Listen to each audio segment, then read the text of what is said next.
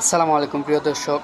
তো কিছুদিন ধরে দেখতে পাচ্ছি যে মোবাইলের ডায়াল প্যাড চেঞ্জ হওয়ার নামে আসলে ফেসবুকে পোস্ট করা হচ্ছে। তো আসলে আমার কথা হচ্ছে যে আমাদের মোবাইলের ডায়াল প্যাড কখন চেঞ্জ হয়ে গেছে সেটাই আমরা বলতে পারি না। আর অথচ আমরা ডিজিটাল হয়ে গেছি এমন কত বিষয় প্রোপাগান্ডা ছাড়াই। তো আসলে আমরা পরনির্ভরশীলতা, কারণ এখনও আমরা কোনো কিছু তৈরি করতে পারিনি।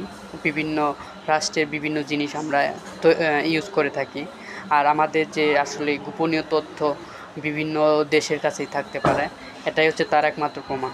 তাই আমাদেরকে পরনির্ভর থেকে দূর হয়ে কিভাবে আসলে দেশের উন্নয়ন অর্থাৎ কিছু আবিষ্কার করা যায় সেই দিকে আসলে আমাদের মনোযোগী হওয়া উচিত।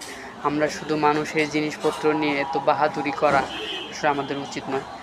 আপনারা জানেন যে বিভিন্ন অ্যাপস যারা তৈরি করছে, আসলে আমি বাংলাদেশের এমন কোনো অ্যাপ দেখতে পারিনি যে আসলে এটা অনেক জনপ্রিয়তা রয়েছে এবং কি আমাদের দেশের মানুষসহ বাইরের বিভিন্ন রাষ্ট্রের মানুষ ব্যবহার করছে এবং বিশ্বের জনপ্রিয়তার শীর্ষ রয়েছে।